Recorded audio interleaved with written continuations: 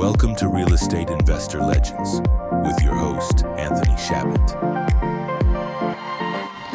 Hey everybody, and welcome to the Southwest Florida Real Estate Investor Legends podcast. My name is Anthony Chabot, and on today's show we have our featured guest speaker, Greg Vine. Welcome to the show, Greg. Thank you for having me.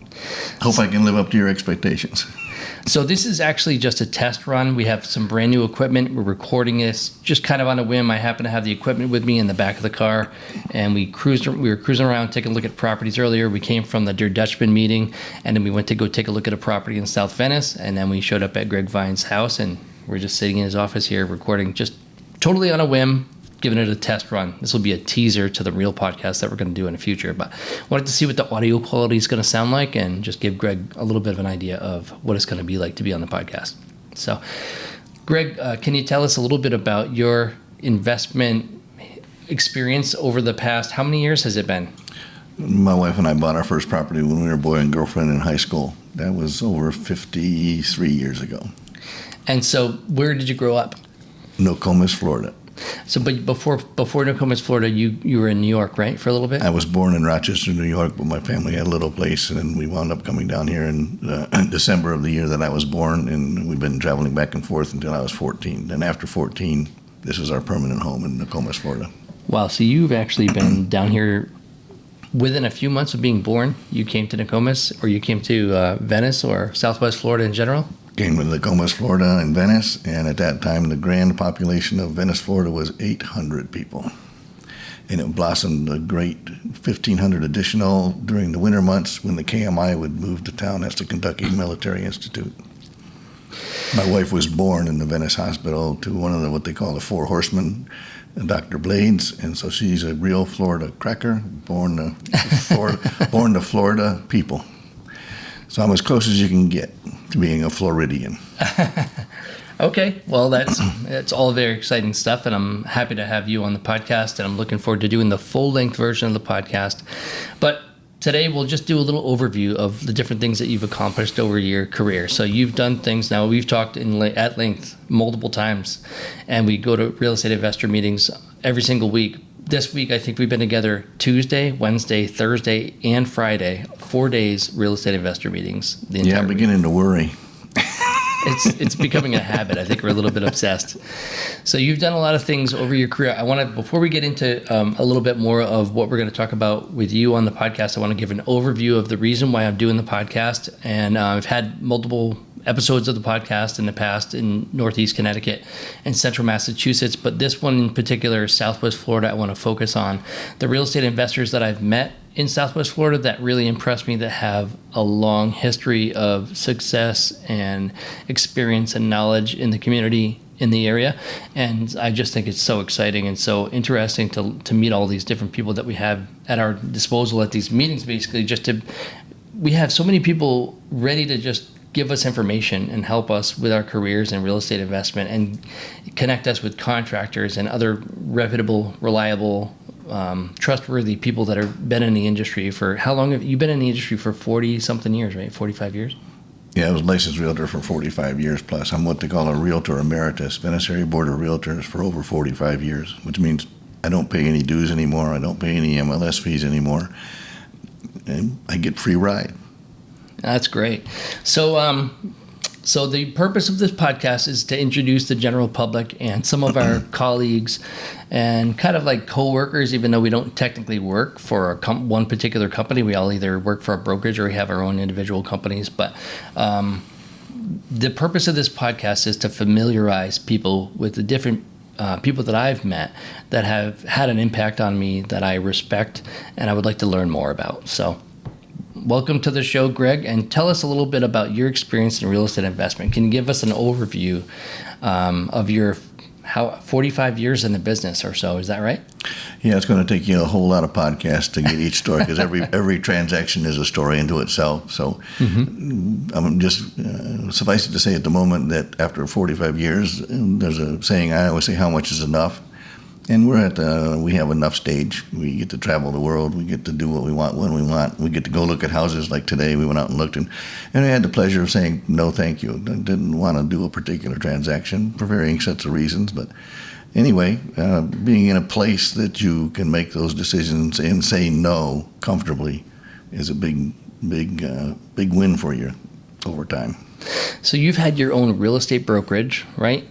You still have a brokerage. You still have a brokerage, and but at one point, I think you were the number one broker in a particular area. Or can you tell me a little bit more about that? I think there was something. Yeah, I was telling you about the surprise. I was out buying houses, and I met some people at an afternoon meeting, and they said, "Where were you? We missed you at the lunch meeting today, which is the annual realtor party." And I said, "Oh, I'm sorry, I was out doing something." Well, that's what everybody said. You're probably out buying something, because I had a pretty good reputation of buying 1 or 2 houses every week for a while, and sometimes more. And they said that it was announced at the meeting that our brokerage firm had won what's called the Co-Brokerage Award, which means our office outsold other realtors' listings against all other offices in our community. And our office is me and my wife, and one assistant at that time. And everybody thought that was pretty impressive. They said, how did he do that? And I had a very large bevy of good quality customers for buying stuff as a buyer's agent. I was a buyer's agent at a time when nobody really knew what a buyer's agent was. And then I also bought and sold a lot of our own inventory, and which unabashedly was in the hundreds of transactions. And over time, as a broker, our office, I don't even know what the count is nowadays, but it was well over 1,000 or 1,500, sides to a transaction. Again, you're looking at the guy that did the paperwork. And also, one other thing that Greg introduced me to that I've wanted to become a part of for so many years is he's the founder of the Toastmasters in Venice, Florida.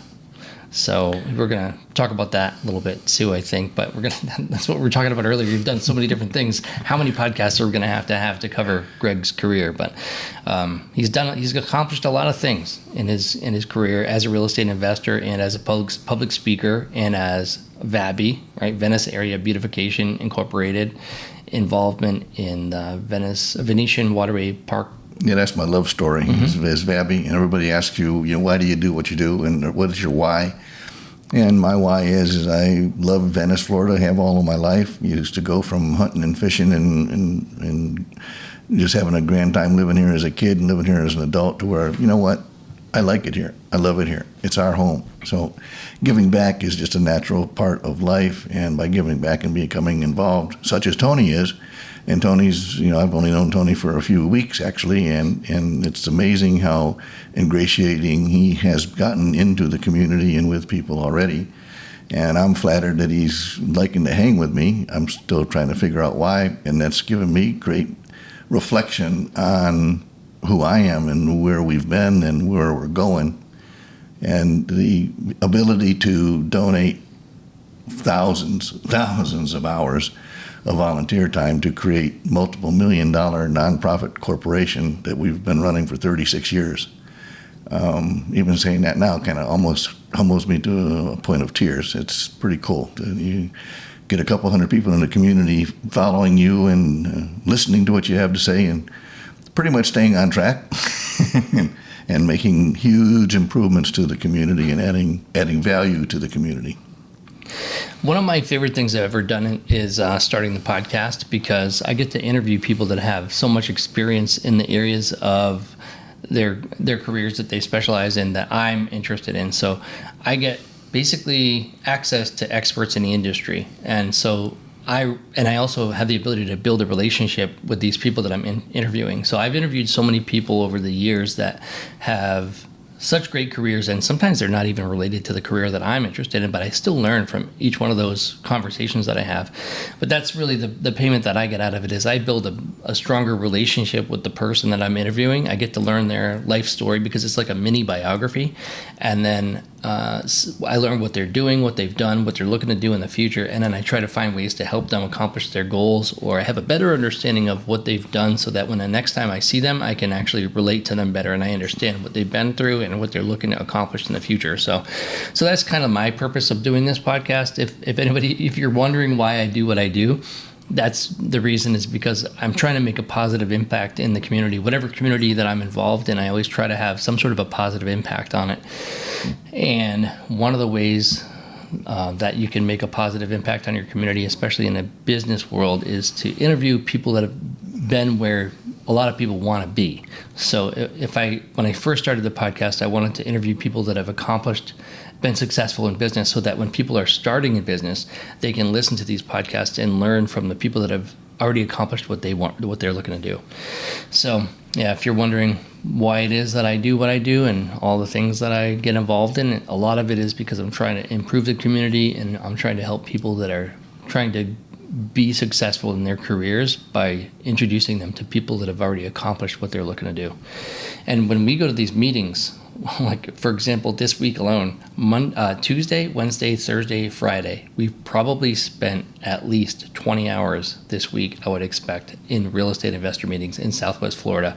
The areas that we specialize in range all the way from Bradenton, Sarasota, Nokomis, Venice, Siesta Key is part of Sarasota, and then down into Welland Park and Inglewood, and then Port Charlotte, Punta Gorda, all the way down to Fort Myers. People that we talk to are from St. Petersburg to Fort Myers, typically, sometimes Naples.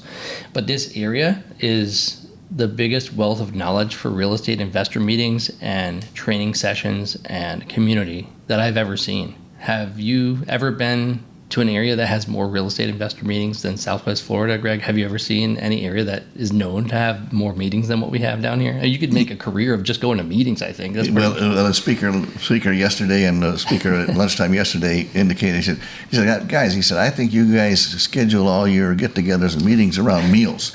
You got a breakfast meeting, you got a lunch meeting, you got a dinner meeting. That was just last week. And then if you wanted to, you could have a nighttime meeting the night before last and listening to a podcast with Blair and his folks. So it's constant, and that's just Venice, Florida, Venice and Sarasota. Now you want to put in north of here, Bradenton, Tampa, St. Petersburg. We have some of the biggest and greatest minds in this business that are right here at our fingertips. Pete Fortunato, John Schaub, Jack Shea. Well, Jack Shea since passed, but a number of others that have also passed. But I don't know why. It's just a great place to live. So I guess a great place to live attracts a lot of people, and most of these people have lived here most, if not all, of their lives, much like me. So sometimes we've taken things for granted of what we have available to ourselves. Because I have been to other communities and other places, and I'm gone to a meeting here and a meeting there, and I'm realizing that, no offense, guys, but we smoke you down in Southwest Florida. We've got together, and people to help people is the coolest thing. I want to add, I keep asking myself, why have I agreed to do this podcast thing with Tony? I'm going to share with you, and I haven't even shared this with Tony before, is I have been asked for probably 25 years to write a book, do some podcasts, do some recordings, become a coach, do some teaching. I've spent a lifetime in Toastmasters training myself how to be a reasonably good public speaker, winning awards and so on, but I've never pulled the trigger. Here's Tony Chabot shows up in my doorstep, and he's getting me to pull the trigger. So I'm tickled pink that he's making me refocus and rethink. And having said what I just said, last night our speaker, his name was Steve, great guy, great story path, and his story path is not much unlike mine. Very, very similar, very close. In fact, Tony was smiling last night as the gentleman was making presentations. But he had us do an exercise which was pretty mind-changing for me. As many seminars as I've been to, as many motivational books and titles and videos I've watched, what that gentleman said was really powerful. He said, write down 3 things. Write down something that you thought you'd never have, but now have. And he said, that's number 1. He said, number 3, he says, write down something that you have that you thought you'd never have. So basically the same question, different way. And he said, but the third, the one in the middle, number 2, he said, I want you to write down something that you don't have that you still want. And so I started to think about that. And then last night, I showed him a list from his presentation the day before. I said, as you were speaking, I'm going through my checklist of here's all the things I've done, and here's all the things places I've taken my wife, and the things we've achieved. And no offense, but it's a long 2-page, 3 pages of yellow tablet places and stuff all around the world, all around the country. And I've done this, I've done that, I've done this, and I've done that. But this middle part's kind of a puzzle to me. And he said, well, you know what? He said, it sounds like you need to ask Susie, my wife of 52 years. I said, that's probably a pretty good idea. What is the thing in the middle? But for me, I'm figuring out that the thing in the middle is continue doing what I'm doing, but to do it bigger, better, and a little bit more aggressively than I have in the past when it comes to the nonprofit and community contribution side. So thank you, Tony, for making me give you that long answer to a simple question. Interesting, yeah. Well, we do definitely see a lot of people. We talk to a lot of people. We get to listen to a lot of guest speakers and learn from a lot of experts in the industry from all over the country that come down here that are recognized as leaders in the industry. So yeah, we do get to actually kind of pick the brains or hear the experience and the knowledge and the direction of people, different perspectives, and that's actually one of the best parts of the whole thing. And sometimes they're not even people that are in the same type of industry that we're in. Like, I feel like sometimes the people that are the guest speakers are so into their niche, whether it's probate or land contracts or self-directed IRAs. There's so many different areas that real estate investment can affect. There's tax experts and 1031 exchange people, and there's different categories every month that we get exposed to. So it's a pretty great opportunity to network and hear the experience of a lot of people that are in our industry that can give us good advice. And one of my favorite things is having mentors. So to me, Greg is a mentor. I have other mentors in Connecticut, Massachusetts, and in Florida. But actually, it's one of my favorite things is having a mentor and a mentor can really be anybody that's just got more experience than you in whatever area it is. It could be Airbnb, it could be multifamily, it could be tax strategies like 1031 exchanges, cost segregation studies, real estate professional status, short-term rental loophole, anything that you can use. But pretty much anybody that has more experience than you could be a mentor in any category. And Greg actually told me that we can spend time together and he would kind of be like a mentor to me, and all it would cost me is breakfast every Monday after Toastmasters, and I totally took him up on that. So we've been going to breakfast now for a couple weeks after Toastmasters, and Toastmasters has actually been pretty good for me too. As you noticed, I think I've been saying but and and less and so. You're getting better. I am pretty bad at it, actually. Well, you listen to me, and I just said you're getting better. I'm Southern. What can I say? The main thing is that we have a great time, and we enjoy the time that we spend together, and we're always improving our community, helping our friends, and just enjoying our lives down here. Life in Florida is coming from Connecticut, and being in Florida is just so much more enjoyable. Anybody that's listening to this in Connecticut, Massachusetts, or Rhode Island, I kind of feel a little bit bad because right now it's, I think, 75, 80 degrees, and it's December 19th. Yeah, I think you said we had to come inside here where it's air conditioned because it was too hot outside in the backyard gardens to do this, which we plan on doing in our backyard gardens, which are pretty awesome here at our own home in Nokomis, Florida.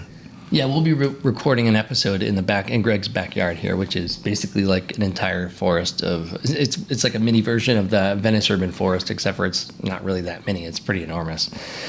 You get koi fish ponds back there and all kinds of trails and paths, and you can get lost. I have a video recording. I'll probably overlay it here in this video, but the purpose of this podcast was really just supposed to be a little teaser, a little intro to the full-length version, and we're already 20 minutes in, so I don't know.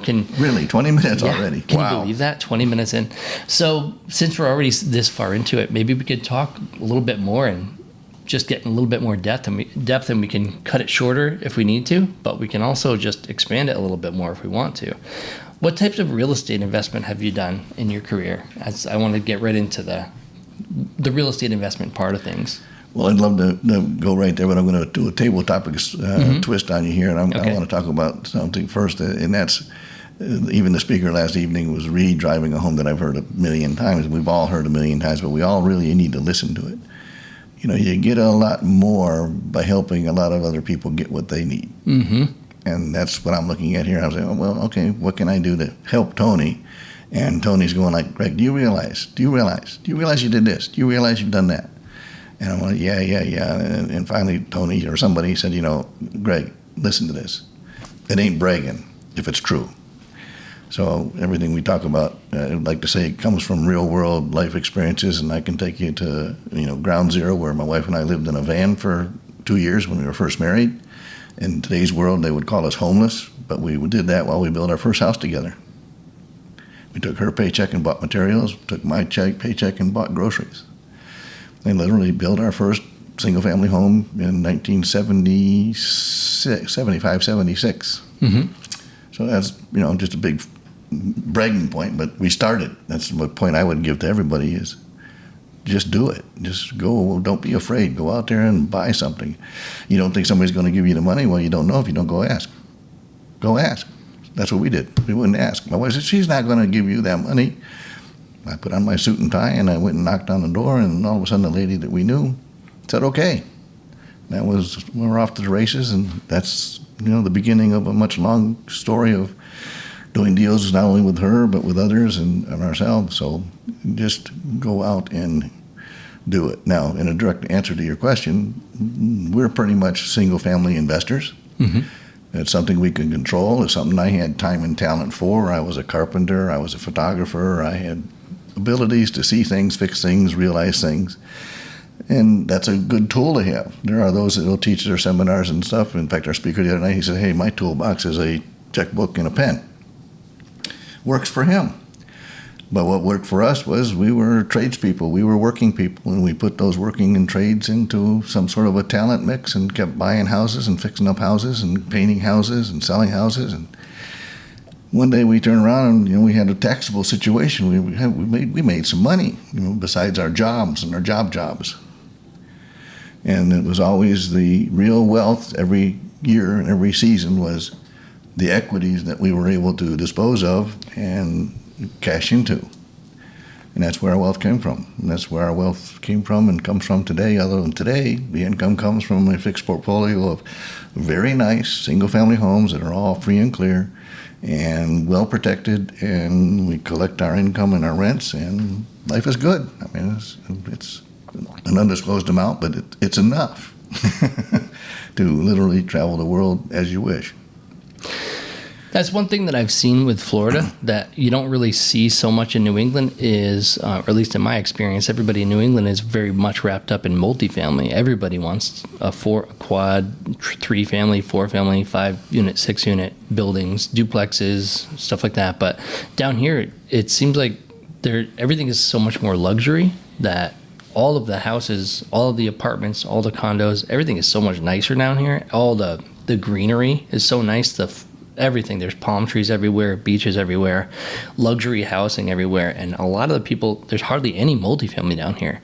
And the multifamily that I've found is a lot of it is really small. It's either like a tiny little 6-unit building that is maybe too small for my personal comfort to live in, or it's like a 250-unit complex.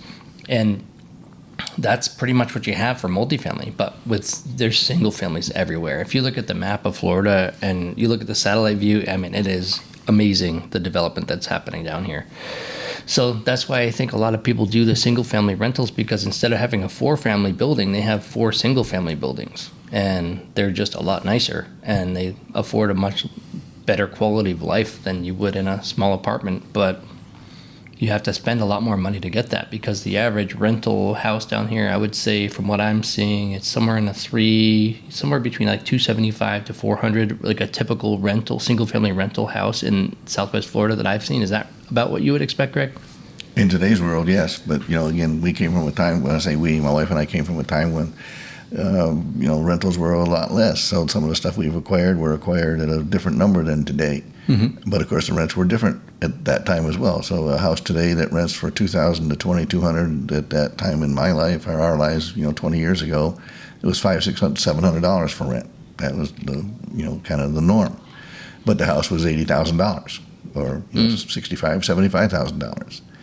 I mean, our first home that you heard me talk about building, now we built it ourselves, so my hands were involved in that transaction, and so my time and talent has a value point, but the actual money to build that house was $18,000.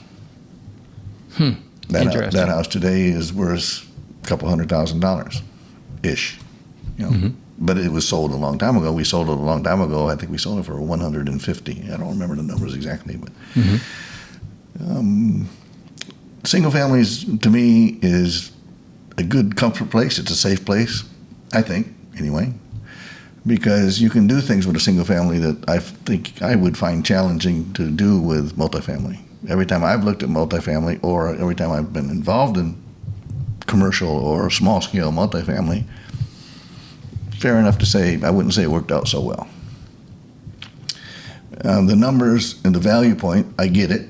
In the Northeast and other parts of the country, you know, it's all per door, per key, per cash flow, and I get the math, but it's always based on the math, the value. So you're always competing with the marketplace for rent and for value. With a single-family home, you buy the right home in the right area that you'd want to live in, and you know others would want to live in. You can do things. You can change the landscaping. You can change the paint job. You can dress it up some. And that's what I call, and that's what we did, and we still do to this day. We force appreciation by making, you know, substantive changes or improvements. And in the old days, we used to buy a lot of 2-1s with carports in a place called South Venice, Florida. This was a long time ago. But we'd buy them correctly for well-negotiated deals, but then we would close in the carport and turn it into a 3-bedroom house. All of a sudden, it was worth a whole lot more money. And how and why that happened? It was because of timing. You know, at that time and place, those were the homes that today they were the grandma and grandpas, but they've since now gone, passed on, and moved into you know, wherever the great beyond. But we were in line for acquiring that kind of a product, so that was a timing issue. And you look at your curves and your bell curves of where are you with your timing issues, and you know, maybe the grandma and grandpa market is the right one to buy into. I don't know. I don't have, you know, at this moment, I don't have the perfect answer for you. I just know that you look at your market and say, who are our buyers? Who are our sellers? Who are my tenants? Single-family homes offer us the opportunity to be flexible one at a time. And if I wanted to, or we wanted to, and we did, we could take one house and trade it, swap it into something else, move out of it. You know, I was trading a long time ago by a guy named John Chabot, national speaker. But guess what? He lives here in Sarasota. I can pick up the phone. I can call and talk with John Chabot. I can go have a beer with John Chabot. And John's book was Making It Big on Little Deals, you know, one house at a time. And it was always about making sure you buy the best neighborhood you can buy and always get rid of the worst neighborhood that you own. Just always keep doing that, and things will get better over time, get better and better. So pretty soon, like us, in that way, you wind up with a real nice portfolio of 3-bedroom, 2-bath, 2-car garage, nice big 1,800 square foot houses that are cream puffs. They're nice. People want them. They want to live in them. And the rents will stay fairly stable, although sometimes, like right now, they're flattening in Southwest Florida to a degree, even dropping in some of our markets. But if you're free and clear and you've got good solid equity, or you got a good place, just hang on. It'll change again. Yeah, that's what Steve was talking about last night, because so this week I'm just going to overview for the people that are listening along, so give them an overview of like the real estate investment community in Southwest Florida. The meetings we have are at Pops in Nokomis, Pops Sunset Grill, and then that's on Tuesday mornings at 8 a.m. Is that right? Yeah, 8 a.m. Mm-hmm. And then Wednesday there's once a month for the Sarasota Real Estate Investor Association meeting. I'm just plugging these in there to keep, because I keep forgetting that I wanted to mention this. That is once a month at 11:30, I believe it is. And then Thursday is once a month at Twisted Fork with Blair Milliken, and that starts at, I believe, 6:30. And then there's every Friday there's the Dear Dutchman with Tim Mapp at the Great Exchangers meeting. That one starts at, doesn't it start at like 8:30 or so? Yeah, it's supposed to start at 8:30, but sometimes it's a slow start. But it's a great place to have breakfast and commune with your fellow investors. Right. Yeah. So between all of these different meetings that we attend, we learn all these different things, and we get to meet all these great people. But so yeah, the guy was at Twisted Fork last night. Steve, what's his name? Hertz. Goldhertz. Yeah.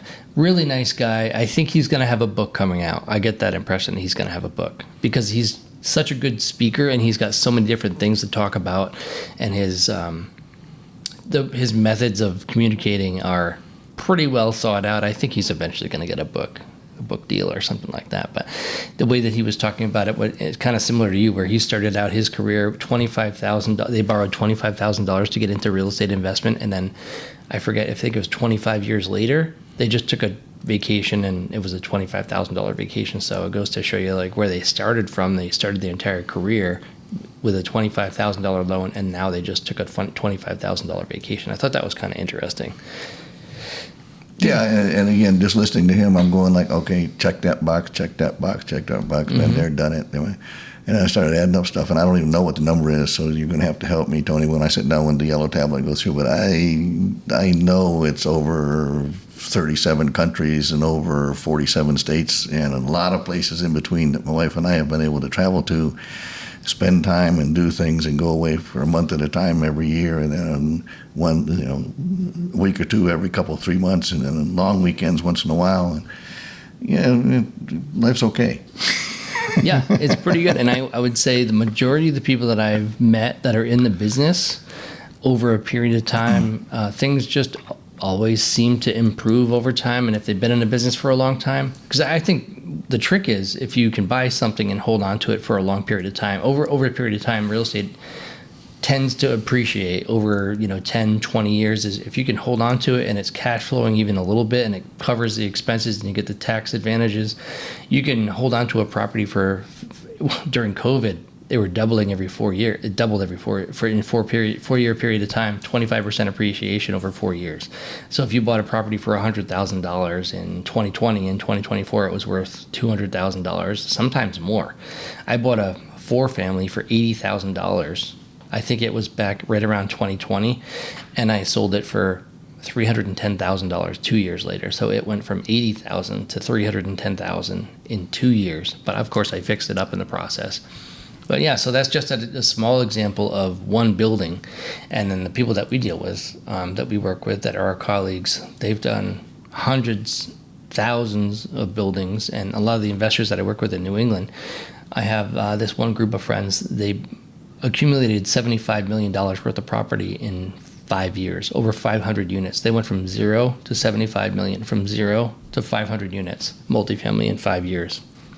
Pretty crazy when you think about it. They built that type of wealth in such a short period of time with syndications and property management and finding good deals, raising capital, finding limited partners and syndicating deals. Pretty interesting stuff. There's so many different aspects of real estate investment that you can learn from, and it doesn't have to be real estate. No, you're right. I know a goodly handful of folks. That one guy, he does nothing but trucks. I know another guy that does nothing but Corvettes. Mm-hmm. I know another gentleman who does nothing but jet aircraft. In fact, you're looking at a guy that almost, thank goodness I didn't, almost wound up doing an exchange for a condominium during a very distressed time in the marketplace here for a Learjet.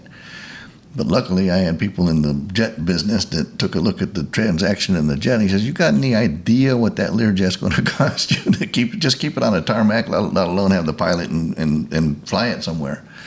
And rapidly decided that the Learjet wasn't my bag, but it's a bag of a lot of other people.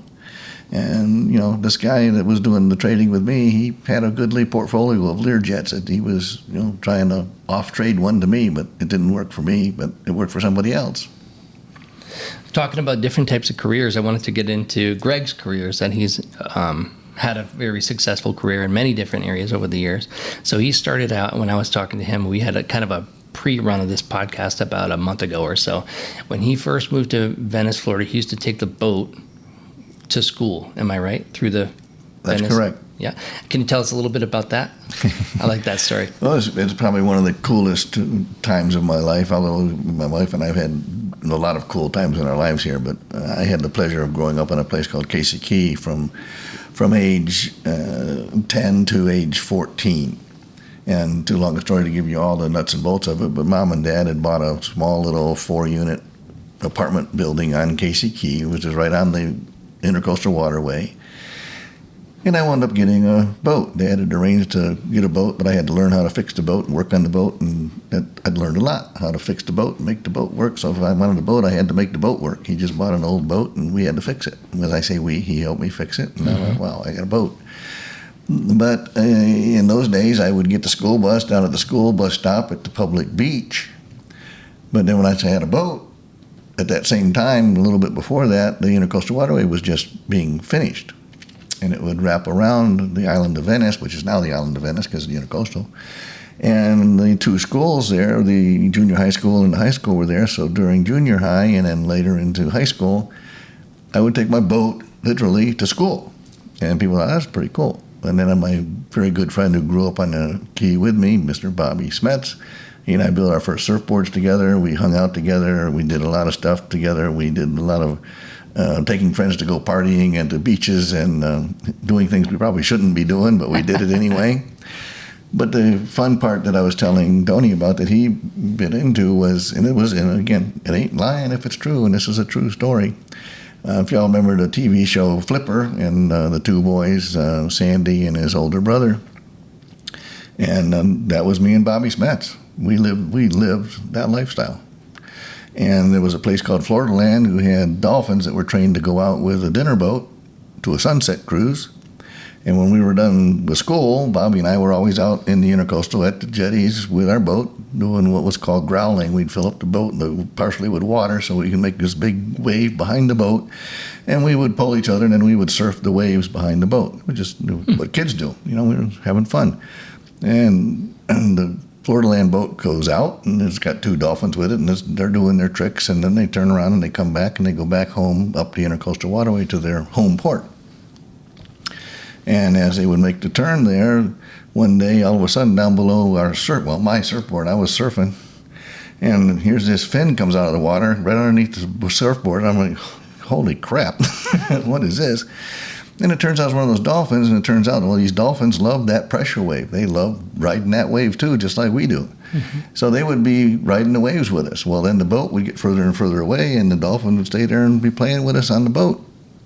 And the rest is a whole other long podcast story for you to hear, but the reality is all these years later, I'm in a seminar where a guy's talking about the dolphins, and it happened to be talking about the Florida Land dolphins and where they all went to when things changed and closed.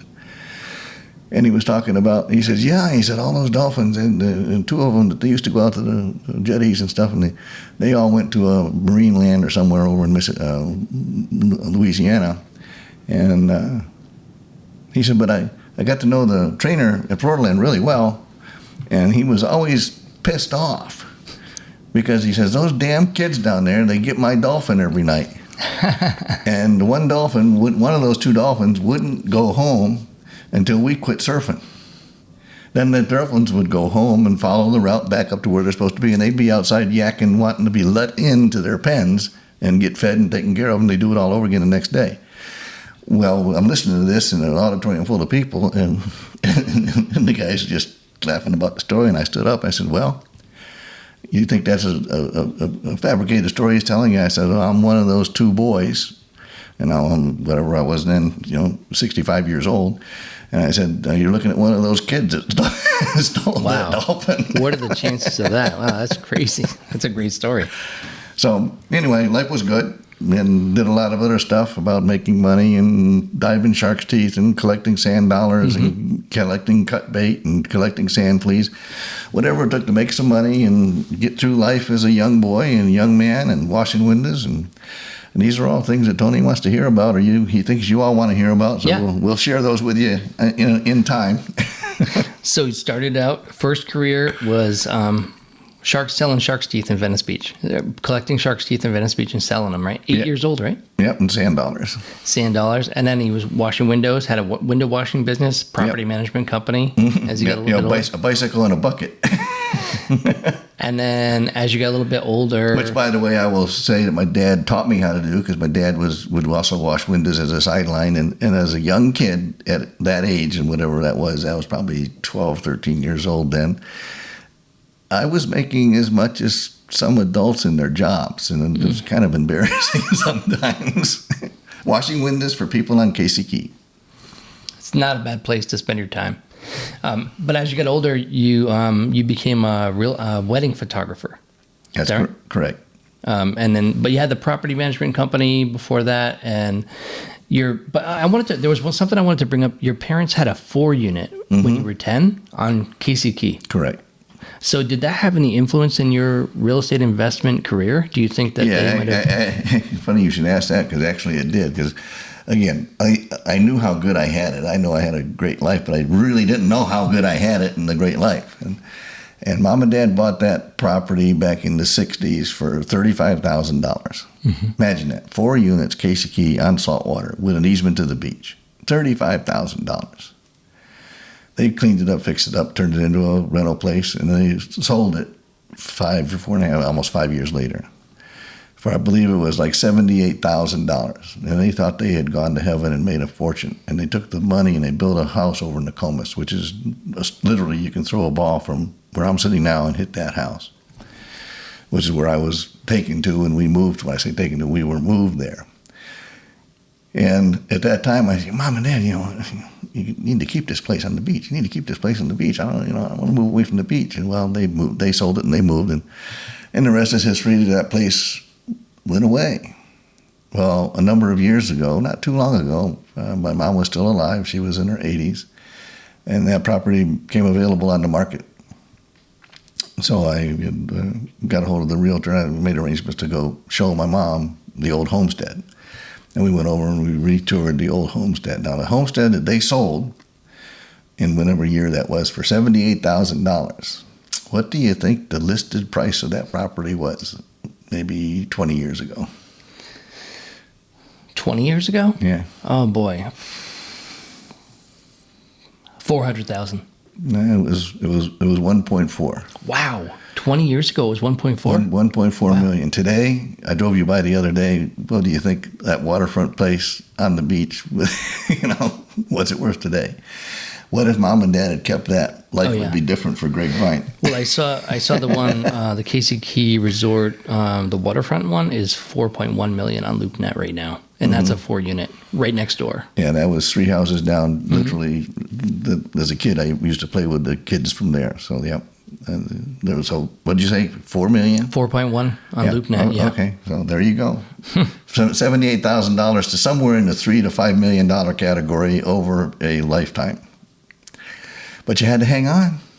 You had to put up with the tenants, and you had to collect the rent and take care of the place. And Mom and Dad made the decision to take their equity gain and move on, which probably was right for them at that time. But for me, it wasn't the best decision. So what was the first thing that got you into real estate, or what was your first, you were in high school with Susie and you were teenagers and you bought your first property. Can you tell us a little bit about that? Well, my dad had always told me, because in case you haven't figured it out, I really wasn't, and still to this day, I'm not college material. Both Mom and Dad didn't have the money to send me to college, nor did I have a real craving desire to go to college. And so, hey, Dad, what's up? What should I be doing? And he said, you need to learn a trade, and you need to learn how to deal with real estate. What does that mean? Well, you can go get your real estate license, and you can do what I do, which is what he did. He said, I said, go set model homes, and I earn a commission when I sell the builders models. He said, at the very least, you can do that into your old age, even if you got poor health. You have a wheelchair, you can sit there and do real estate. Okay. He said, the other is, if you learn a trade, he says, you're always going to be in demand from here on. And boy, today, is that not true? If you've got a good trade, you can make good money at whatever your trade might be. And the other thing he told me was, he said, and learn how to work in the kitchen. By that, he meant restaurants. He said, because you can walk in the back door of any restaurant at any given day and have a job. And I'll tell you those stories. I've already told some of them to Tony about how we got them and what we did. So That's what got me interested in real estate. Why real estate? So I signed up for a Principles and Practices course in high school. I was 17 years old. And you had to this day, you got to take a course called Principles and Practices to start taking the rest of the course to set for your real estate exam to get a real estate license. I did that in high school. I had to wait to turn 18 to sit for the state exam. So I'm learning this in high school, and my wife today was my girlfriend then. We got together and we were talking, and I'm talking with Dad, and there was a lot that my uncle owned, a little mobile home lot. And he says, why don't you go over there and buy that from your uncle? How am I going to buy this lot from my uncle? And I've forgotten what it was. It was not a lot of money. It was like $2,500. I don't have $2,500. Guess who did? Your uncle? My girlfriend. Oh, your girlfriend, right. So I laid out the path and the plan, and she put up the money, and we went and bought the first piece of real estate that we owned together. And actually, she'll quickly point out to you that actually I got the money from her and put the deed in my name. That, to this day, she will tell you that didn't go over so good. But at any rate, we sold that fairly soon and made some good money. We're like, wow, this beat's working. And so we just started looking and did similar things. And again, I don't know when Tony wants to have the podcast about that whole series of transactions, but we wound up buying a couple of other parcels, borrowing money from the lady that owned one, her and her husband, and they financed it for us. And we moved on with that one, kept paying them. And then we wound up buying another parcel next door that was owned by somebody else, which has got a lot of historical stuff to talk about. And I can tell you the cool things. But I didn't have the money to buy that, so that's when I put on my suit and tie and went and seen the lady that we had bought the other property from. And hey, we have a chance to buy this property next door, but we need the money to buy it with. She said, you've been paying me just like clockwork, everything, but I'll loan you the money to buy that. So we bought that piece of property as well. And the rest is a much longer story, but suffice it to say that a grand total of about a $5,000-$6,000 investment manifested itself into a $50,000 retail sale of a commercial corner that turned out to be a commercial corner that we bought, by the way, just by accident. And that's also next door property that we bought. That's where we built our first house. And when we had it almost done, we were short some funds, and put on my suit and tie and went and asked my lady friend again and said, hey, can we borrow, I forget what it was now, can I borrow about $5,000? And came back with Susie. Hey, Susie. And she lent us the money again. And then all of a sudden we wanted to build a commercial building in the property that we still had out front. And wanted to build a steel building to lease out. The guy was working for a general contractor at the time, and he had just built one. And, well, this is pretty cool. And I helped build the steel building, so I need to do this. But it took $50,000 to do that. And by the way, at that time, $50,000 was a lot of money. And my wife says, we're not going to get that. We can't do that. Remember what that speaker said, yeah, but, yesterday or last night?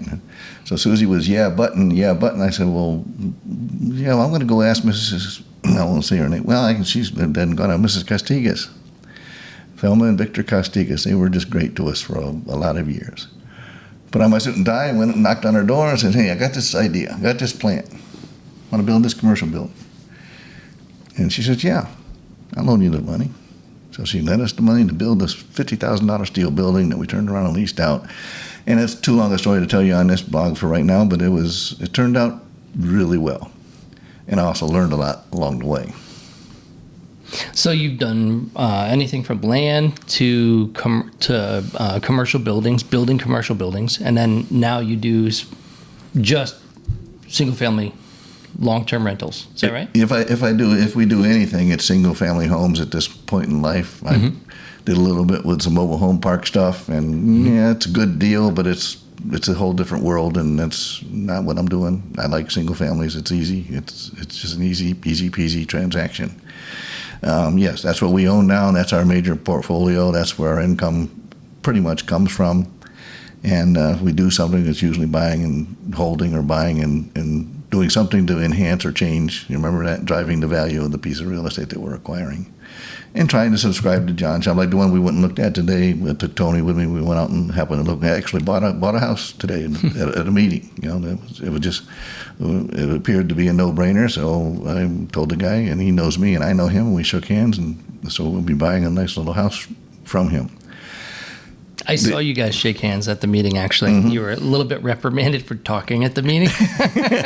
You said, hey, we just got a deal done. And I literally saw you guys shake hands on it. So I saw that transpire right in front of my eyes right at the meeting today. Yeah. Pretty cool. And that's the first thing, Blair, he put up his hands and said, hey, we've shaken hands now. This is done. It's a deal.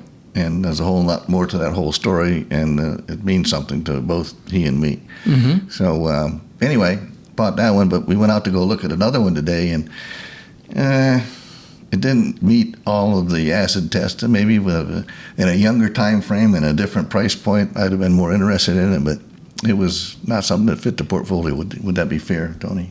Yeah, I would say, in my estimation, because of my newbiness into this world over here in real estate, Southwest Florida, for me to be comfortable buying something like that, I would have to look at probably 10 other houses that are in the similar price range and see which one I like the best and make sure I'm making the right decision in order to actually select one of them. But after having really only looked at one house in this area, I don't have enough experience in this area to make any sort of a decision on that. But I would say, in general, I wasn't crazy about it and had a lot of renovations that were necessary. And I think we both had the same feeling kind of walking away from it, that need more information, take a look at some more houses in the area to make a decision. Mm-hmm. Or it may come back in a different format for a better opportunity. Mm-hmm. We'll see. But yeah, that's the good thing about getting to where you don't have to do something, Well, that's what I loved about, one of my favorite things about Steve Goldher's meeting speech was that he had us take out a piece of paper, and it was an 8.5 by 11 inch letter for piece of paper, size paper,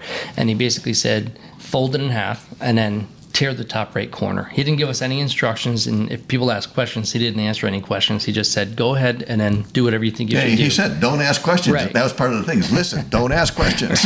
So fold it again, do the right, tear off the top right corner. Fold it again, tear off the top right corner. Fold it again, tear off the top right corner. And in the end, he had everybody unfold everything and hold up the paper, and everybody's paper looked a little bit different, but we all had the same instructions. We all did it a different way, and we all ended out with a different outcome, but we all kind of accomplished the same goal, which is, I think his point was that real estate is a lot like that. Everything that you do is going to be a little bit different than what somebody else does, but in the end, the same goal is accomplished, and we all have our own ways of doing things. I think I've got that paper. And actually, what's really cool, too, is that Greg and I were sitting next to each other at the meeting, and the first time we did it, we held out our papers, and they were exactly the same, like literally exactly the same. So this was the exercise that he gave us. So it's just... So snowflakes. We were making snowflakes. I know, right? We're doing kindergarten activities at a real estate investor meeting. Yeah. But it was pretty fun. It was just kind of a neat way to look at it. So there's a lot of analogies in this business, and everybody has their own take on things and their own lessons that they've learned that they can share. And that's why I love to do this podcast. It's one of the reasons I love to listen to podcasts, actually, because there's so many different people to learn from. Everybody's had their own path. And Greg in Southwest Florida has had one of the most interesting paths that I've seen, and specifically being in the Venice area, and with his contribution back into the community with the Venice Area Beautification Inc. and the Venetian Waterway Park and the Venice Urban Forest, and all of the things that he's done to improve his community and improve his real estate investor community. It's pretty honorable, and I think he deserves some recognition in that. And it's nice to learn from somebody that has all that experience. So I'm happy to work with people like Greg, and I'm honored to be a friend. Happy to be able to spend time with him. And I'm happy to spend some time with you, and sometimes it's, don't do as I say, but sometimes don't do as I did. You learn from mistakes too. Well, we all learn our mistakes, and you wouldn't be human if you didn't make mistakes here and there. So, but hopefully we learn from them, and we can improve what we do, and we can help other people learn some of the lessons that we've learned. So. Yeah, you need to be very willing to, what they call, I think the fancy word you younger people know is pivot. You got to learn how to pivot. Like right now, Greg Vine is learning how to pivot with this podcast thing. This is, in case you can't tell, this is pretty new to me. So I'm anxious to learn more about this and see how it all works out. And with Tony's guidance, I'm pretty sure it's going to be a cool time. So maybe it'll be worth y'all listening to. Yeah, well, actually, I think we kind of, without even thinking that we were going to, we're at 54 minutes into this test run of a podcast. And I think we pretty much nailed just about everything that we were hoping to nail on one of the on the real estate investor version of the podcast for Greg Vine. It's kind of like a mini biography, and that's kind of how I look at it. Is like I like to interview people that have an interesting story and try to like learn from all of the things, like where did they come from, what have they done, what are they currently doing, what are they looking to do in the future, and then what are some of the lessons that they've learned. And I think that we've covered almost everything, all of those things on this podcast. Is there anything else that you can think of, Greg, that you could recommend to people if they want to get involved in real estate investment or improving their community? Where can they go to get more information, or what's your advice? I was going to say, get educated and be careful who you listen to. Listen to good people and be cognizant and aware and filter out some stuff. There's just sometimes, I hate to say it because I'm a great fan of education. I've got a library that I'm unabashedly, it's easily north of $100,000 worth of books and tapes and seminars and things I've done over the years. So I'm not telling you not to spend money on a seminar. That's not my point. But make sure you're selecting good ones, decent ones. And I'm sorry, but don't go out and spend $20,000, $30,000 or put something huge on your credit card and go to a RIA group. That's a Real Estate Investment Association. And rub elbows with people that are doing it. And if you had the capabilities of raising or getting the $10 or $5 or $20 or $30,000, you'll find somebody in that room that will help you just go get a deal or deals and make things happen, as opposed to, no offense, but enriching a seminar, no offense, podcaster. And I would caution to, be careful who you listen to out there on the web and on the internet, because not everybody has totally accurate information. Yeah, and not only do they not have accurate information, but sometimes the information that they give you is to get you to spend a lot of money on their coaching courses and that type of thing. But I actually don't really get involved in that too much. The podcasts that I listen to are Bigger Pockets. I listen to the Multifamily Wealth podcast with Axel Ragnarsson. I listen to the Tax Smart Real Estate Investor podcast, which is one that I highly recommend because it's put out by Hall CPAs. Those guys are great, really super knowledgeable, and I've learned more from the Tax Smart Real Estate Investor podcast than a lot of the podcasts that I've listened to out there. A lot of stuff on YouTube is also pretty educational. You have to take everything with a little bit of a grain of salt, but I think once you accumulate all those grains of salt, eventually you start to put your own pieces of the puzzle together and you start to understand what's real and what's not. But I would say most of the advice, in my experience, you just have to kind of like, you watch enough of it, you start to get a sense for who knows what they're talking about and who doesn't know what they're talking about.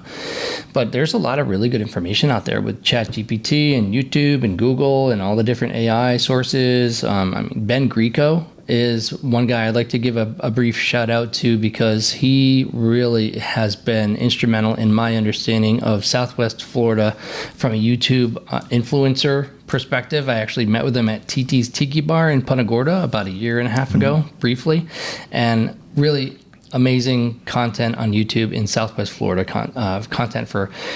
He's a real estate agent, but he's just super educational, and that's one guy everybody should check out on YouTube if you're from Southwest Florida. I think he's really pretty impressive and knowledgeable guy. And I would leave in parting that, don't be afraid to be contrarian. If everybody's running for the door, maybe you need to run for the side door or the back door or another door.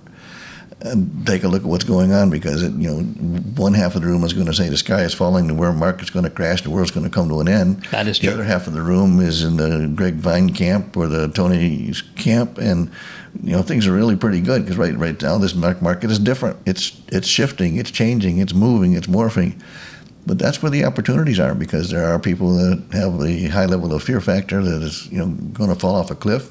Yeah, maybe it's going to fall off a cliff for a while, but Tony was right. In my 50 years of creation here, or real estate, been through a lot of cycles, and one cycle was a really tough and hard cycle for my wife and I, but we survived it, and we pivoted, and we are doing what we do, and we're happy, and everything is going very, very well. Don't be afraid to think that way, because otherwise you're going to crawl into a hole and try to get a job. And nothing wrong with a job either. There are those that are going to tell you, quit your job. No. You don't quit your job, in my opinion, until your income stream is passively generating enough that surpasses what your job is. Mm-hmm. At that point, then maybe you want to quit, but maybe you still like what you're doing. There's nothing bad about doing what you like to do and continuing to invest money. And if you're a doctor, lawyer, Indian chief, you do that job.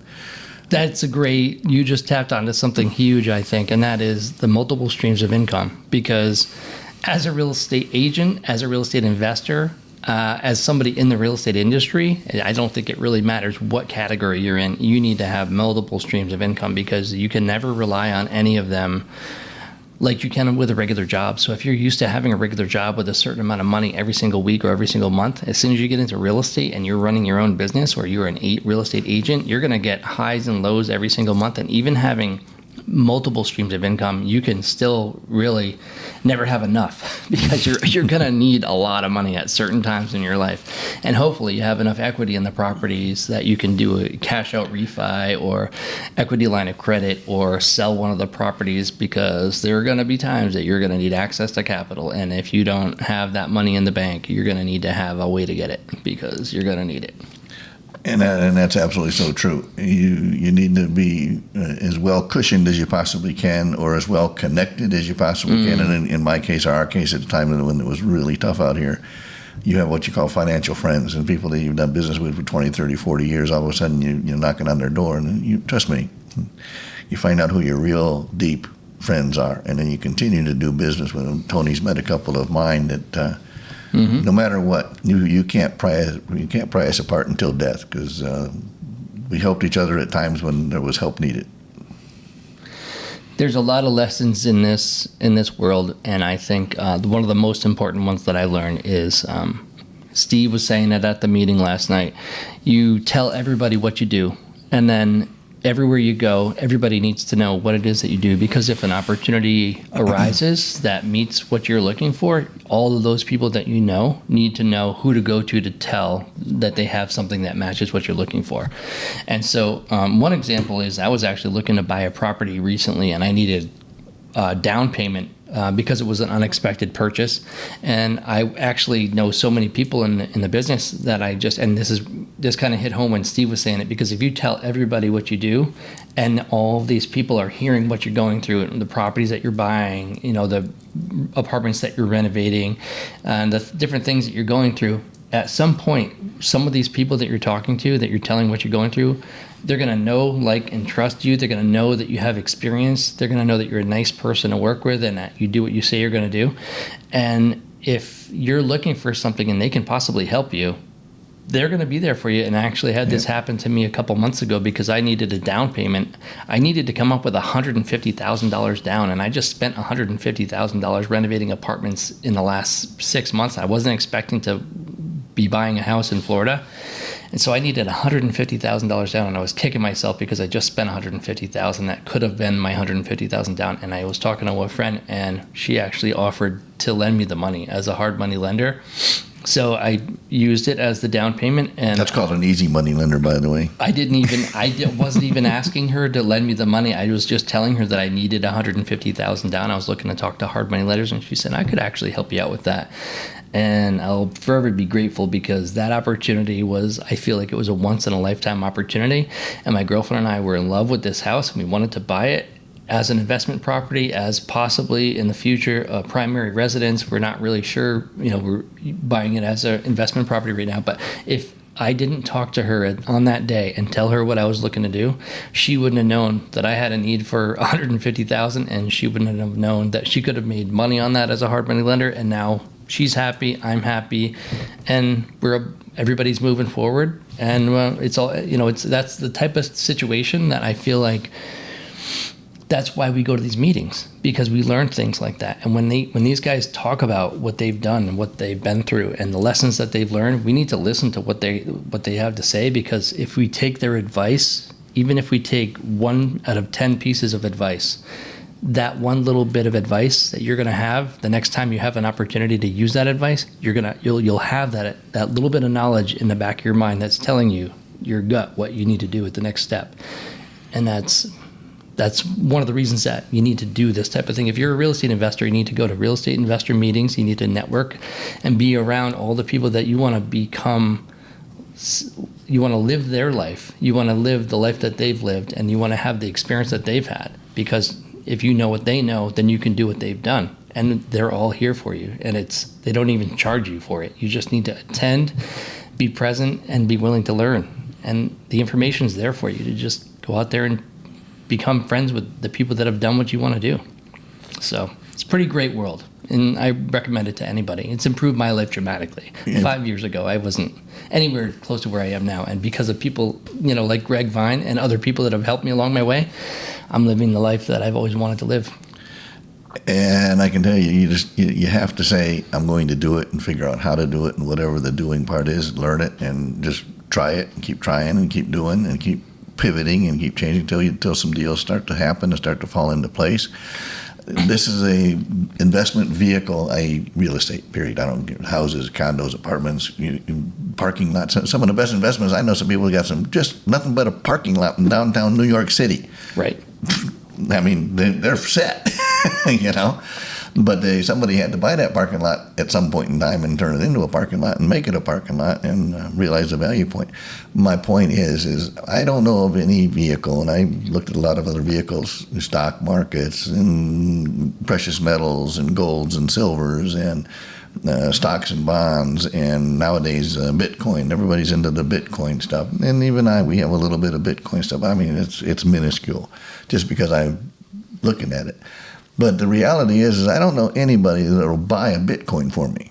I don't know anybody that will buy a stock and bond for me. I can leverage it, but I still got to get it paid for it. I don't know anybody that will rent my stock or bond or rent my gold bars that I've got sitting in a vault someplace. In the real estate world, I can start with nothing, acquire something, and have someone else paying the bills for me, or at least most of the bills. And that's the point I want to get to. Is sometimes it doesn't pay all the bills. Mm-hmm. So if you've got some other income, disposable income, other income, or a rich aunt or uncle that'll help you with the income, that's kind of what we had to do a few times. Somebody's paying that bill that's building an equity stake in that property for you by paying down the principal and the mortgage. And if you get really good at negotiating transactions, you learn how to, and I really like the fact that our speaker last night talked about a lot of zero interest loans and how to do those transactions. Well, that's pretty much what Susie and I have done for all our years. And then you learn about IRAs and 401ks and all this other stuff, the fancy stuff. You don't need fancy stuff. Oh, that's a sidebar. Everybody wants to, I got to get all my paperwork in order. I got to get my LLC and my IRA and my Florida Land Trust. I got to get all these documents in. No. First, you got to get your education. Then you got to go out and make some offers. Mm-hmm. Go make a taxable problem for yourself first. And then start working on solving all the other fancy stuff along the way, because it's more important that you go make some offers. And if you can't make the offer, but you have enough strength to make offers, go grab a Tony or grab somebody else. Say, hey, come with me, help walk me through this transaction. I'll give you part of it. I want all, whatever. You make it work, because somebody else is going to pay for that. I showed Tony a property that we drove by the other day that the guy was an exchanger, and it was when I was young and I was first getting started, and he's, I want to take you down and show you these things. And they were pretty rough, wouldn't you say, Tony, down in El Jameen? Oh, those, yeah. Yeah. And we walked up to these and we pulled up in his car. Now, this gentleman at that time, he was in his early 80s. Super good guy. And I'm young and wet behind the ears. And he's, I want to show you these. I want to sell you these, Greg. And I looked at him and he says, well, so what do you think? We're sitting at the hood of his car in front of these things. And these things, the termites were holding hands to keep it together. I'm not exaggerating. It was that bad. And his name was Harold, great guy. I said, Harold, I said, the only way I could possibly take this and would want to take this is if you financed this for me for nothing down and financed it for 35 years at no interest. He says, Greg, he says, I want to do that deal. And he says, I'm going to collect every bit of that note. And I'm like, oh, crap. So we bought this thing, and that's a whole nother podcast for you about the deal that kept on giving. That deal lasted for a number of years, and it turned out extraordinarily interesting and extraordinarily well. But it was all because I didn't have any money. I couldn't buy it. He didn't want it. He had some circumstances. He didn't care. I'm going to sell it to you anyway. You're going to take it. Wow. Yeah, I didn't realize. I missed that part of our conversation. So I got it cleaned up and fixed up enough and got some tenants in it. It was a long story. I'll tell you the rest of the story another day about how the note business worked with that. It was pretty cool. Pretty cool over time. So just do it. Go out and talk to people and make something happen. But it's more important that you understand that somebody else, your tenants, if you will, are going to help you pay for the equity that you're going to wind up with. Just think of this. You buy a house and put a 20-year mortgage on it. In 20 years, that house is free and clear. Mm-hmm. We have a number of those where the tenant paid the house off for you. That's a good day. Was it a pain in the butt for the last 20 years? Sometimes it was. Sometimes we had to feed it. And just had one. I had to move out. Tony saw it. It was a disastrous situation. Another long story to tell. We won't tell it here today, but I had a house trashed just a couple weeks ago. I mean, trashed. My fault. I didn't do my background good enough. And so I sent one of my trades out there to fix something, the carpet guy. And I sent him the pictures, the before pictures. I mean, the trashed pictures. And he had just put the new carpet in it 9 months earlier. And his comment, when he sent me a comment, he says, "Oh my God, Greg," he says, "I can't believe you're still in the rental business." He said, "I couldn't do that." Well, that's our speaker last night. He said he couldn't do that, and he doesn't do that, but he still puts in carpet. I travel. So it's different. Anyway. Yeah, it's true. I know it's funny. There's some people that just never do it. Like the speaker was saying, like our featured guest speaker last night was saying, there was a guy that kept saying he was going to go to the meetings, kept saying he was going to go to the meetings. Every time he saw me, he was going to go to the meeting. He never went to the meeting in 20 years. And 20 years later, he was in the same business, doing the same thing. And he talked to the guy, the guest speaker talked to the guy, and he said, "How's everything going?" And he said, "Nothing ever changes." And it's because the guy never made anything change. He never went to a meeting. He never made a decision to change his life or his career. So he was just doing the same thing his entire life. Yeah. And then speaking of that, the good life is here. I've got some friends that are fixing to pull in our driveway here to take us. Well, not take us. We're all going to dinner at a relatively high-end waterfront restaurant. You know why? Because we can. Yeah, and sometimes you just have to enjoy the life that you've worked so hard to achieve. So congratulations to you, Greg Vine, for achieving that and accomplishing your goals in your life and helping a lot of other people along the way. You've been a great person to know in the short time that I've been here, and I'm happy to be friends. Well, you are teaching me, so I'm paying attention. And thanks everybody for watching or listening to this podcast. This is the first one of many, hopefully, in Southwest Florida. I'm going to call it the Southwest Florida Real Estate Investor Legends podcast. And then maybe we'll have some more in other parts of Florida. But for right now, we're focusing on Southwest Florida. And I'm happy to have my friend Greg Vine as the first person that I've interviewed on the Southwest Florida Real Estate Investor Legends podcast. Thank you so much, Greg. Be the first. Have a great day, everybody. Thanks for listening. Thank you. Thanks for listening to the Real Estate Investor Legends podcast. For more information, visit realestateinvestorlegends.com or call or text Anthony Chabot at 508-847-0902. See you next time on Real Estate Investor Legends.